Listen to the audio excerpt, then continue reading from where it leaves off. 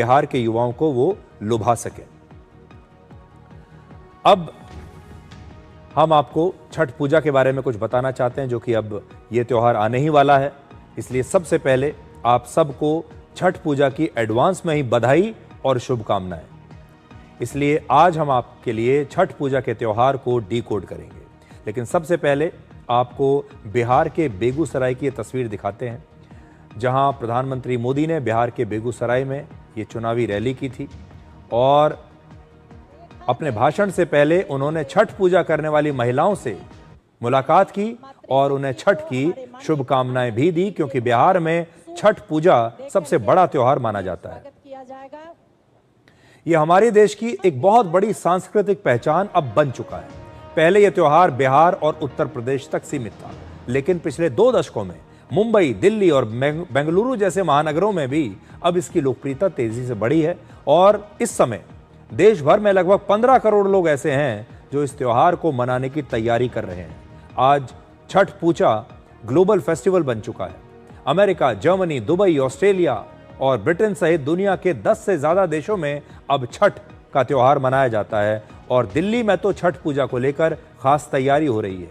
दिल्ली की सरकार छठ पूजा के लिए 1500 से ज्यादा घाट बना रही है और अब दिल्ली में छठ पर 1.5 दिन की सरकारी छुट्टी भी होगी। 25 अक्टूबर से छठ का पर्व शुरू होगा और यह 27 अक्टूबर तक चलेगा। और अब आपको यह दिखाते हैं कि कैसे छठ का त्योहार मनाया जाता है, क्योंकि हमारे देश में काफी लोगों को इसके बारे में जानकारी नहीं है। छठ पूजा पर छठी मैया की पूजा की जाती है।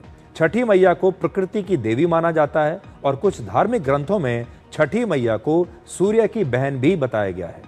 छठ पर सूर्यदेव और जल की पूजा की जाती है।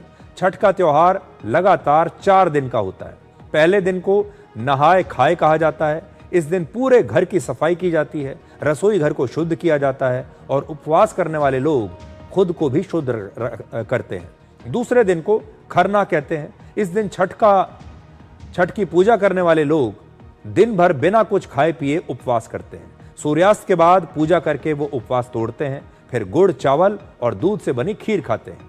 छठ का तीसरा और चौथा दिन सबसे कठिन होता है, क्योंकि छठ पूजा करने वाले लोग लगातार 30 से 32 घंटे तक बिना कुछ खाए पिए उपवास करते हैं। तीसरे दिन शाम को डूबते हुए सूर्य की पूजा की जाती है और इस दौरान उपवास करने वाले लोग नदी, तालाब या किसी और स्थान पर पानी में खड़े होकर सूर्य की पूजा करते हैं।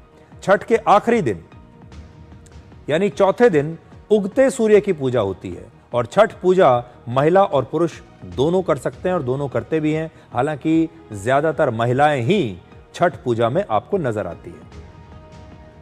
अब यह देखिए कि यह त्योहार बाकी के त्योहारों से कैसे अलग है। छठ एक ऐसा पर्व है जिसमें लोग सीधे प्रकृति यानी सूर्य और जल की पूजा करते हैं। यह मानव और प्रकृति के बीच सीधे संवाद का प्रतीक है। यह पूरी तरह से इको फ्रेंडली त्योहार है। छठ के दौरान सेब, गन्ना, नारियल और केला जैसे फलों का इस्तेमाल किया जाता है।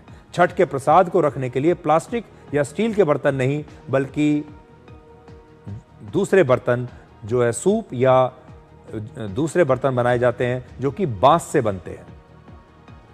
इस त्योहार में पंडित या पुरोहित की आवश्यकता नहीं होती। हर व्यक्ति खुद अपने मन और श्रद्धा से पूजा करता है और यही इसे सबसे लोकतांत्रिक और सच्ची आस्था वाला पर्व बनाता है। छठ व्रत दुनिया के सबसे कठिन व्रतों में से एक माना जाता है और इतने दिनों तक, 3 दिन तक उपवास करना, ठंडे पानी में खड़े रहना आस्था, अनुशासन और खुद पर नियंत्रण को दर्शाता है। आमतौर पर देवी देवता को उगते सूर्य या आरंभ का प्रतीक माना जाता है, लेकिन छठ ही एकमात्र पर्व है जिसमें डूबते सूर्य की भी पूजा होती है। छठ पूजा में महिलाओं की भूमिका सबसे महत्वपूर्ण होती है। महिलाएं उपवास करती हैं, पूजा करती हैं, पूरे परिवार की आस्था को संभालती हैं और ये पर्व नारी शक्ति और त्याग का भी एक प्रतीक है। तो आप सबको छठ की बहुत बहुत शुभकामनाएं। छोटा सा ब्रेक ले रहे हैं और ब्रेक के बाद आपको दिखाएंगे विज्ञापन जगत के दिग्गज पीयूष पांडे के बारे में, जिनका आज निधन हो गया। उन्हें विज्ञापन की दुनिया का जादूगर कहा जाता है और आपको बताएंगे कि कैसे पीयूष पांडे का दूरदर्शन के साथ एक बड़ा खास रिश्ता रहा।